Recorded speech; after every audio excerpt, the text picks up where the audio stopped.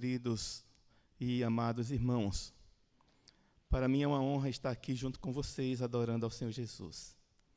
Olhando daqui, a gente vê rostos felizes, rostos que foram tocados pelo Espírito de Deus e deixou muito mais lindo do que já somos. Estava ali embaixo olhando para o grupo de louvor e eu me lembrei daquele texto onde Jesus sobe para o monte para orar. Vão 3 discípulos com ele, e ao ver a glória de Jesus, Pedro diz: eu queria fazer aqui uma tenda, né? Uma para ti, uma para Elias e outro para Moisés. E eu ali pensando, e deu vontade de parafrasear, né? Eu queria fazer 5 tendas aqui para o grupo de louvor, por nos conduzir em adoração a Deus. É isso que é maravilhoso, o grupo de louvor. Nos conduz a adorar esse Senhor que é maravilhoso, que é majestoso. Esse Deus que nós cantamos do nosso inário. Conto esta história cantando assim. Cantar alegra o coração. O poeta aí do mundo diz que quem canta seus males espanta, mas quem canta louvores a Deus é sublime. É do nosso coração para o coração de Deus.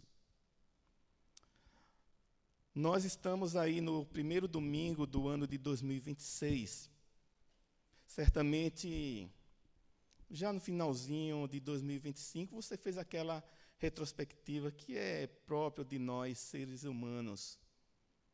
Antes da virada do ano, olhar para trás e dizer: meu Deus, parece que eu não fiz nada para o Senhor. Parece que tudo que eu fiz foram pouco. E nós temos essa sensação. E depois dizemos: Senhor, me ajude para que no próximo ano eu faça diferente. Eu seja mais ativo na casa de Deus. Eu seja mais ativo na oração. Seja mais ativo no trabalho junto com os irmãos. E eu quero ser usado por Ti. Eu quero que o Senhor me use como instrumento, com os dons e talentos que o Senhor me deu, mesmo quando eu nasci.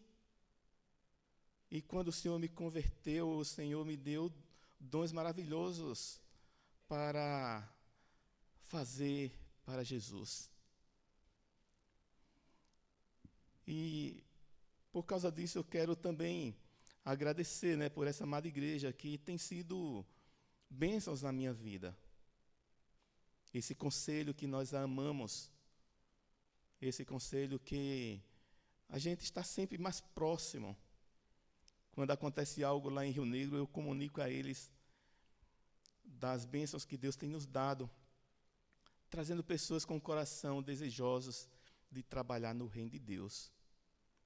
Sou grato também, tem uma família aqui que está junto conosco aqui, vimos quase juntos, não no mesmo carro, mas em carro separado, o nosso irmão, o licenciado Mike, terminou seu curso de bacharel em teologia ali no Manuel da Conceição.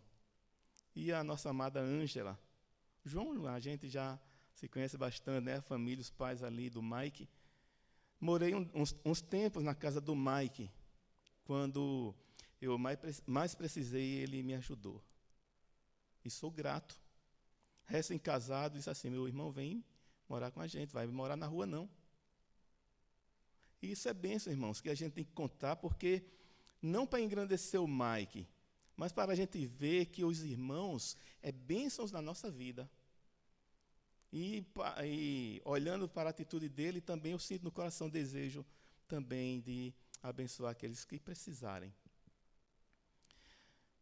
E nesse sentido, eu quero convidar você a abrir a palavra de Deus na carta de Paulo aos Filipenses, capítulo 3, do 12 ao 14.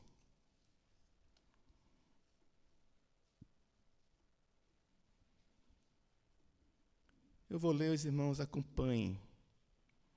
Filipenses, capítulo 3, do 12 ao 14.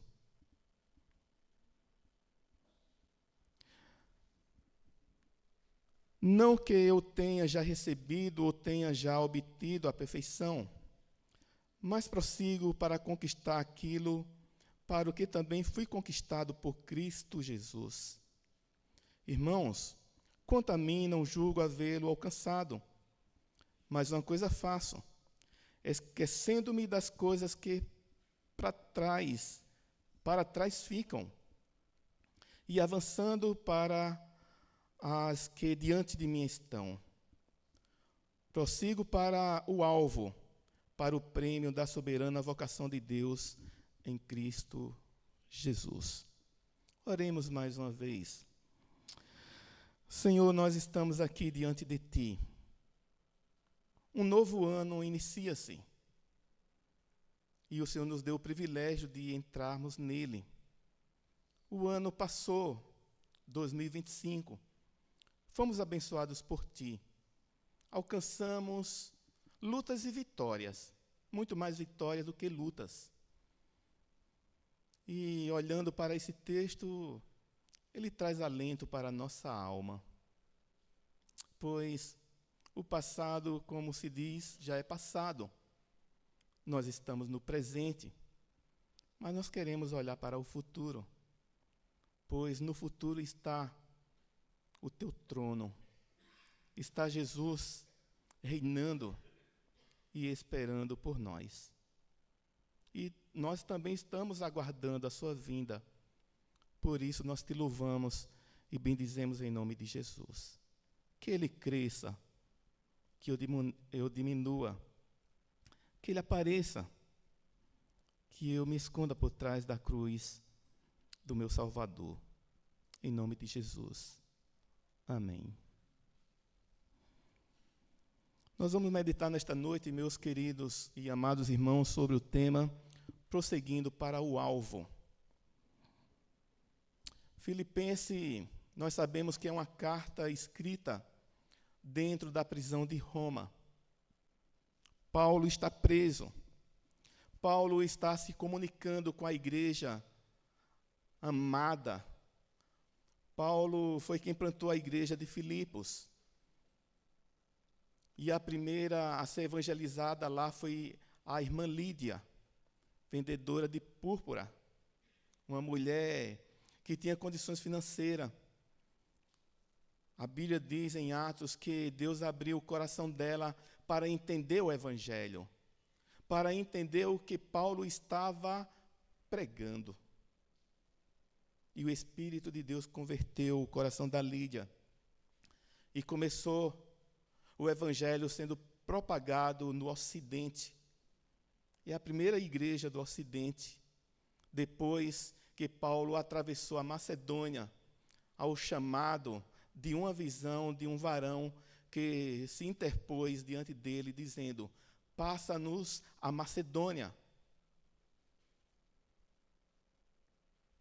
E agora Paulo escreveu essa carta, o qual nós conhecemos como a carta da alegria, mostrando, irmãos, que servir a Jesus Cristo é algo maravilhoso. O nosso coração se enche de alegria, porque nós temos motivo para rir. Nós temos motivo de sobra para rir. Não rir como Sara quando Deus prometeu a Abraão um filho, mas rirmos porque nós temos esperança. Nós temos um futuro que nos aguarda. E aqui, irmãos, nós podemos perceber que Paulo revela a profunda humildade e o incansável anseio espiritual. Após escrever um impressionante linhagem e currículo religioso judaico da vida dele.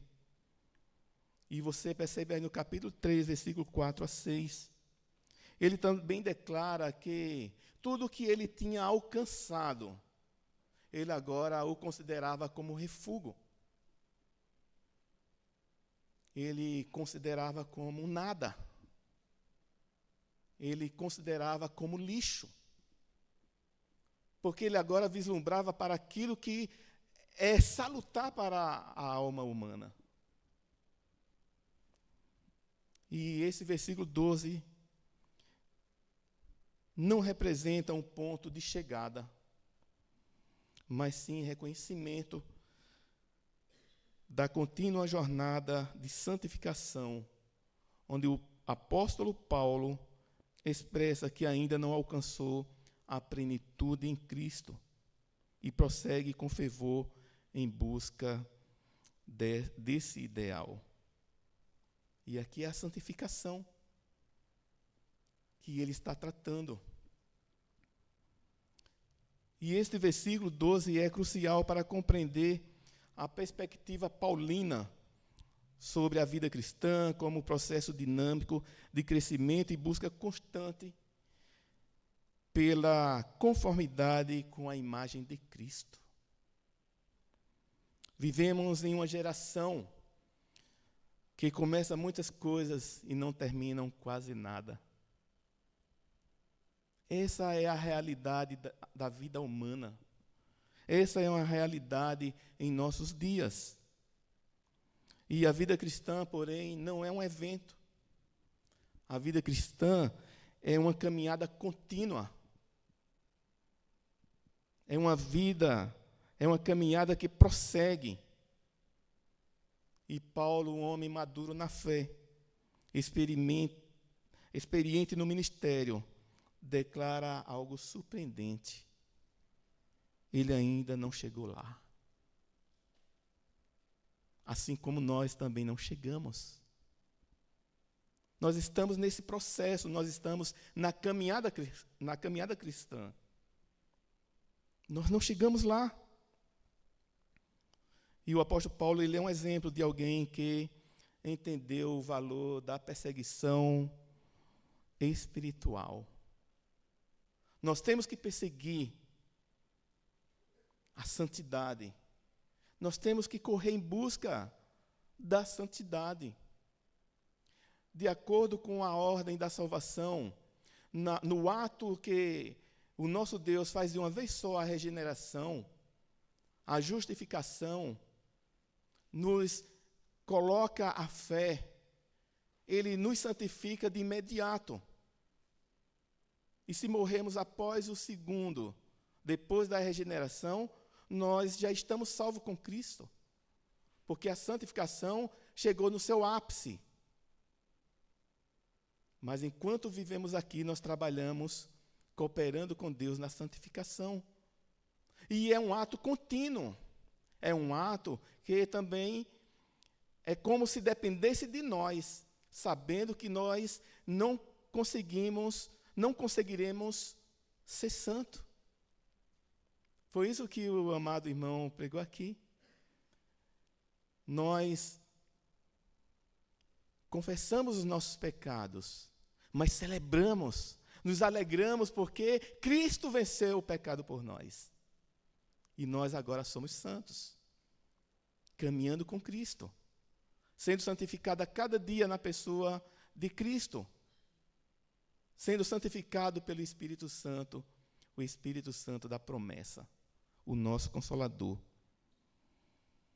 Esse texto nos ensina como viver uma fé perseverante, focada e orientada para o alvo eterno. Qual é o contexto histórico aqui, irmãos? É que no capítulo 3, Paulo adverte contra dois tipos de oponentes da sua época. Os judaizantes, que, convertido ao cristianismo, advogava que para o homem ser salvo precisava cumprir as leis e os rituais do Antigo Testamento.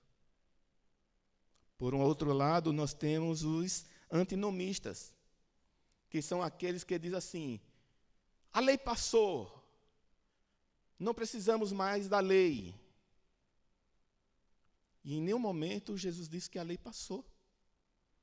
Em nenhum momento Jesus disse que a lei foi revogada. Jesus disse que ele veio para cumprir a lei. Ele é o ápice da lei. Ele é aquele que cumpriu aquilo que nós não poderíamos cumprir. Ele é este que veio até nós, que comemoramos agora no final de ano e todos os anos enquanto o mundo existir. O primeiro Natal. O menino Deus que se fez homem. O homem, ou o Deus homem que veio até nós. Ao enfatizar a sua própria experiência de renúncia ao legalismo, de busca incessante por Cristo, Paulo oferece um modelo de humildade e perseverança para os crentes filipenses. E nós percebemos aí no capítulo 3, o tema da justiça pela fé. Está contido aí no versículo 8 ao versículo 9. E este é um tema central, a fé. Contrastando com a justiça baseada nas obras da lei, que os judaizantes promoviam. Pela fé, o homem é salvo, porque essa fé aponta para o Salvador, aponta para Jesus. Alguém já disse que a fé é o braço invisível que abraça a eternidade. Paulo reconhece sua própria afabilidade no versículo 12. E para sublinhar a necessidade de se focar unicamente em Cristo e em sua graça, a exortação a imitá-lo, você encontra no versículo 17. Não é uma exibição de orgulho, mas o convite a seguir um exemplo de humildade e fervor no reconhecimento da própria imperfeição. Qual é o primeiro ponto aqui do sermão? Reconhecendo que ainda não chegamos.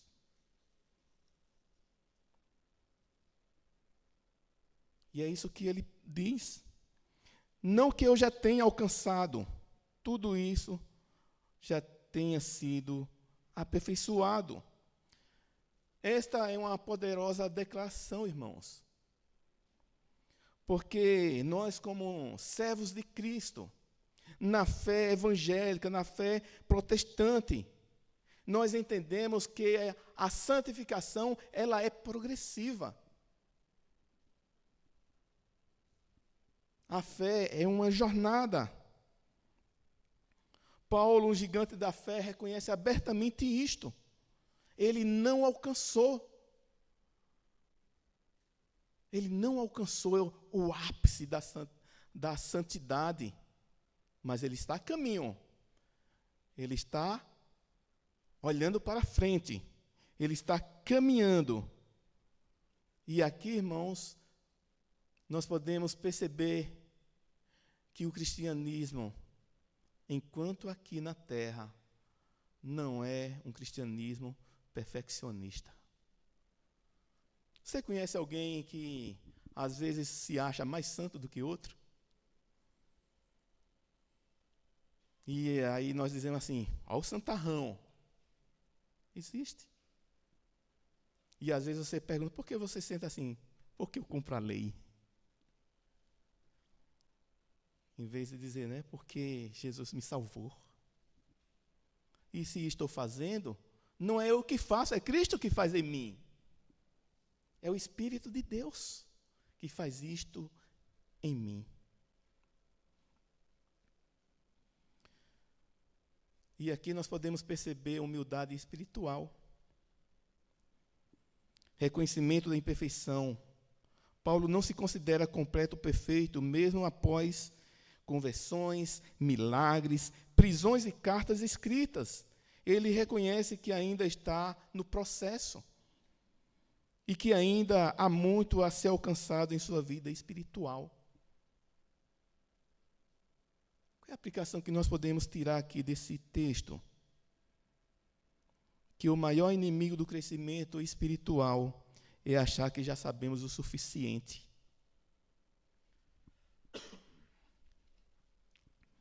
Todos nós conhecemos aquela máxima, né, do filósofo que diz, só sei que nada sei. Nós não sabemos o suficiente, irmãos. Nosso irmão Mike, né, o Guilherme, terminou teologia agora, né? Se você perguntar para eles, você aprendeu muita coisa? Eles vão dizer assim, não, meu irmão.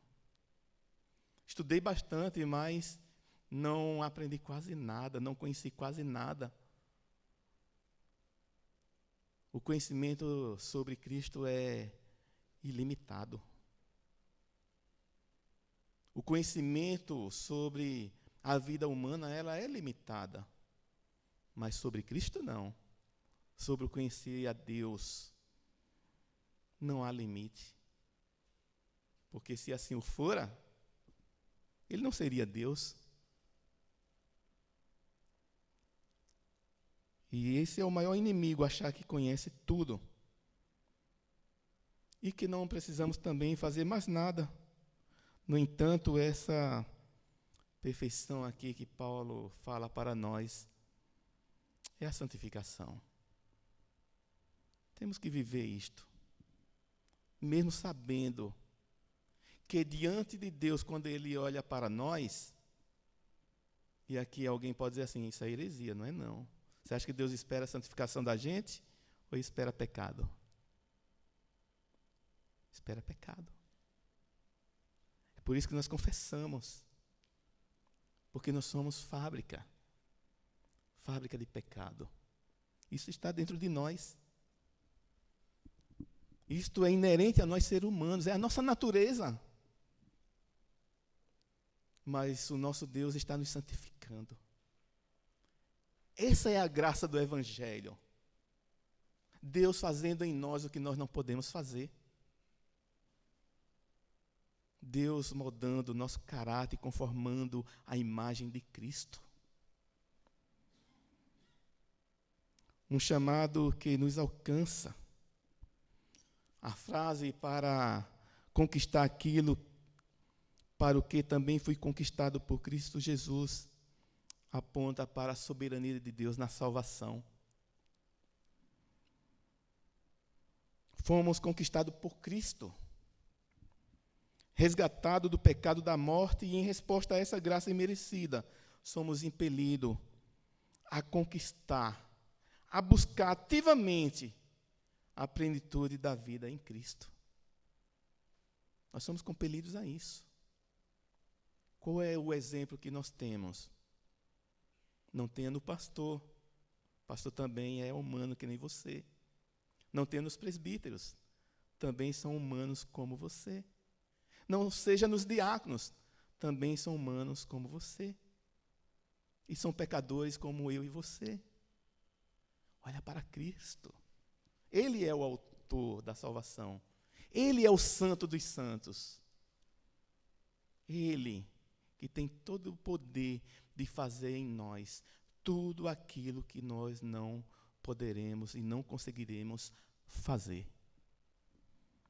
Segundo ponto, decidindo deixar o passado para trás. Olha aí junto comigo no versículo 13. Esquecendo-me das coisas que ficaram para trás. O passado não pode governar o presente. Você conhece alguém que quando você vai conversar com ele ou com ela, sempre fala no passado e esquece de que está vivendo no presente? Conhece pessoa assim? Eu conheço. Conhece pessoa que quando você fala do Evangelho de Jesus, ela tem em seu semblante tristeza.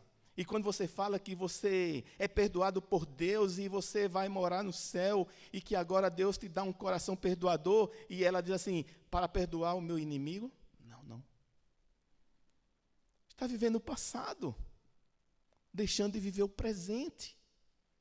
E além do mais, esquecendo-se do futuro. Paulo não se deixa levar pelo passado. E o passado de Paulo, irmãos, era pesado. Ele perseguia a igreja. Ele perseguia o povo de Deus. Ele tinha o aval do clero judaico, da elite, do sumo sacerdote e de todo o conselho do judaísmo. E Paulo poderia olhar para trás e dizer assim: eu não posso pregar o evangelho, porque eu persegui esse povo. Não posso pregar. Há algo que me impede. Mas o que é que ele diz?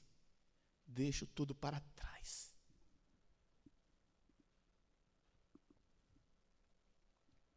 Paulo declara que tudo isso se tornou perda em comparação com o inestimável valor de conhecer a Cristo. Talvez alguns de nós estejam olhando também muito para trás.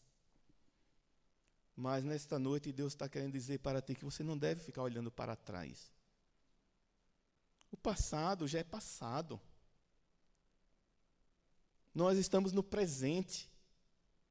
E tem muitas coisas a fazer no presente. O projeto de Deus para nós, na vida comunitária da igreja, na vida lá fora que estão perdidas, sem Cristo no mundo, sem Cristo no coração. E temos que olhar para o presente. Talvez, irmãos, seja a questão da culpa não resolvida. E a culpa não resolvida paralisa. E paralisa mesmo. Conheci um senhor que ele estava paralisado não só espiritualmente, mas fisicamente. E eu estava aconselhando ele biblicamente, porque 15 dias antes, o pastor nosso amigo, que congregou conosco aqui no Sítio Cercado, que era membro também da igreja, o Cícero, aconselhou ele. Ele chegou numa cadeira de roda. E 15 dias depois, eu e Cícero, isso lá em Brasília, ele chegou caminhando com uma bengala. E a família perguntou: o que foi que fizeram? Porque o meu pai está diferente. Foi quando no aconselhamento bíblico ele entendeu que tudo foi lançado na cruz, aos pés de Cristo. Talvez também o orgulho do passado também impede o avanço. Não tem pessoas que se orgulham do passado? A gente às vezes brincamos, né? E acredito aqui na amada igreja, né? Que está trabalhando com foco no presente e olhando para o futuro. Olhando para as almas que precisam de Jesus. E tem projetos maravilhosos. E conheço esse projeto junto com o conselho. Mas de repente alguém salta e diz assim: mas antigamente na minha SAF era assim. Às vezes a nossa irmã Silvia ouviu muito disso, né? Era assim. Era, está certo. Mas não é mais. Nós estamos no presente. Não funciona mais como funcionou. Há uma nova perspectiva. Há uma nova forma de fazer. E nós olhamos para essa palavra antigamente, né? Parece de alguém muito bem antiga mesmo, né? Lá do século XIX. E isso, irmãos, nós podemos perceber que há um orgulho do passado, impedindo da pessoa avançar. Temos que ter foco no que está à frente, para nos estendermos para o futuro. E foi isso que Paulo disse: e avançando para as que estão diante de mim. Ele está determinado a avançar em sua jornada espiritual, buscando cada vez mais a Cristo. A vida cristã não é estática. Você não já percebeu isto, que a vida cristã não é estática? Não é você ir num consultório e a recepcionista dizer assim para você: espera aí sentadinha. Não é isto. A vida cristã, nós estamos esperando a Cristo, mas nós estamos esperando fazendo, trabalhando, labutando, buscando, né? Buscando de Deus o projeto correto para trabalharmos. e como Ele quer que nós trabalhemos.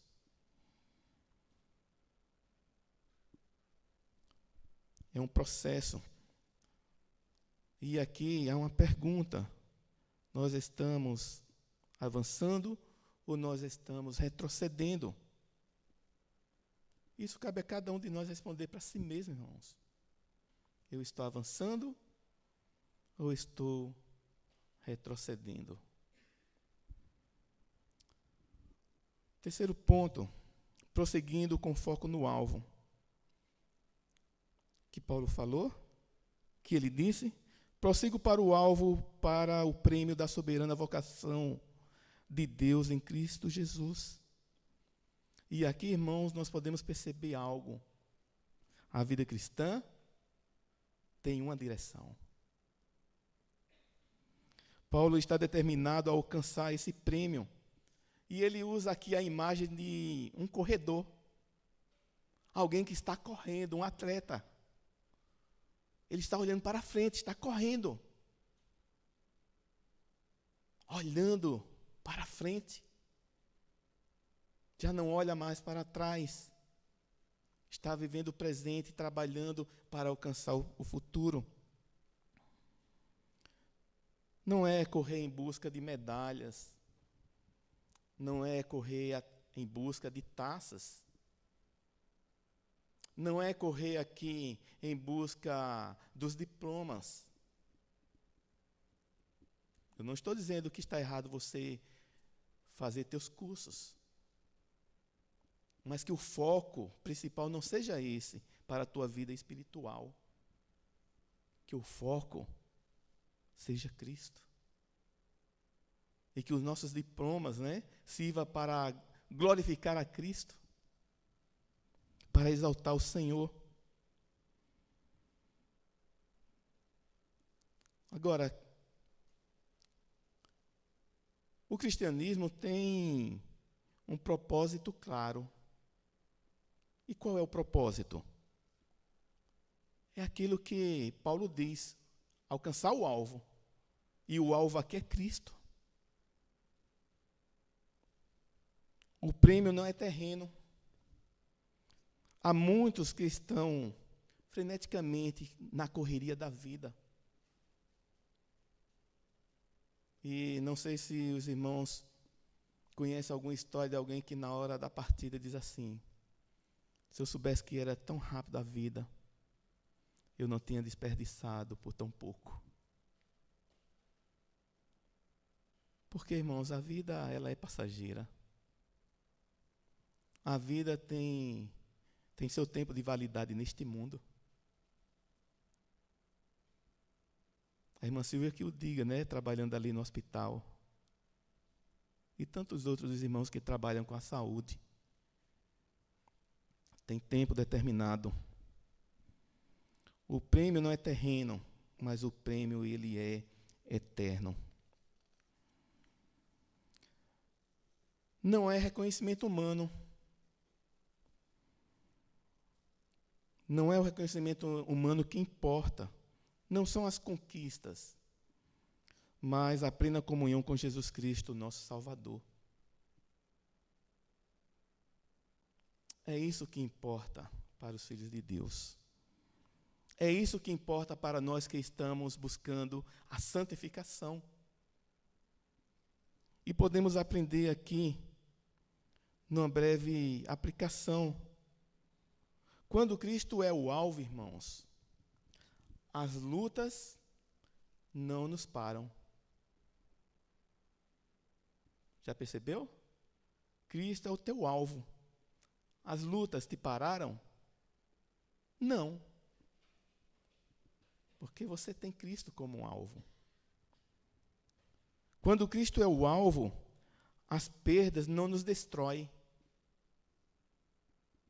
mas nos fortalece. Nos prepara para outras lutas. Talvez não tão iguais quanto anteriores, mas mais forte. Porque você sabe quem está ao teu lado, quem trabalha por ti. Quando Cristo é o alvo, a perseverança se torna possível. Porque Cristo nos dá essa possibilidade. E nós cremos, irmãos, que essa amada igreja aqui do Parque Iguaçu, junto com o seu conselho, junto com o pastor Orlando, está caminhando rumo ao alvo que é Cristo, com propósito, perseverando. E está dizendo que é possível sim. Para concluir, a perseguição espiritual é uma escolha deliberada e contínua. Cada um é que pode escolher essa carreira na santificação, não é na salvação, porque a salvação já foi dada. Devemos nos esquecer do passado e nos estender para o futuro, buscar cada vez mais a Cristo. O alvo é o prêmio da soberania, a vocação de Deus em Cristo Jesus. Que é nós chegarmos lá e Ele dizer assim: estão aqui os meus santos. Soberana vocação. Cristo nos vocacionou, nos chamou para sermos santos como Ele é. Prosseguir com determinação e confiança. Sabemos que Deus nos chama para uma vida e propósito de significado. E acredito que você já conheceu pessoas que estão sofrendo sem saber qual é o propósito dela nesta vida. O qual, é chamado de crise de identidade. Quantos não existe assim?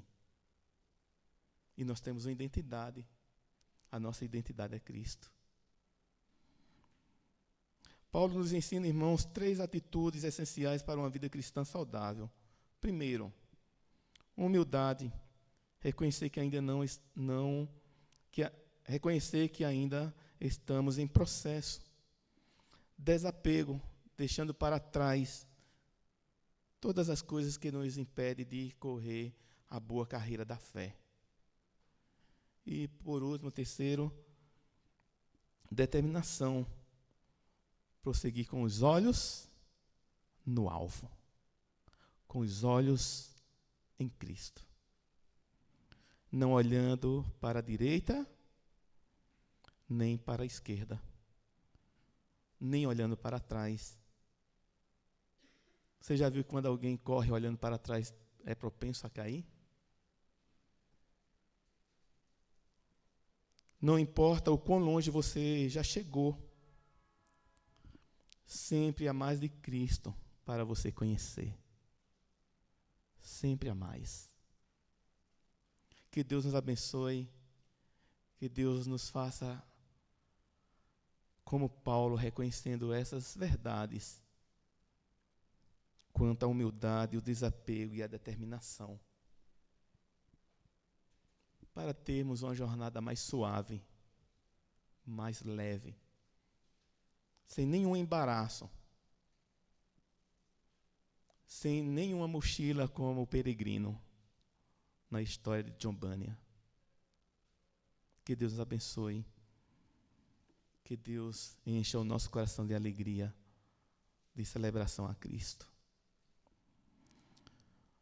Convido a você a abrirmos a palavra de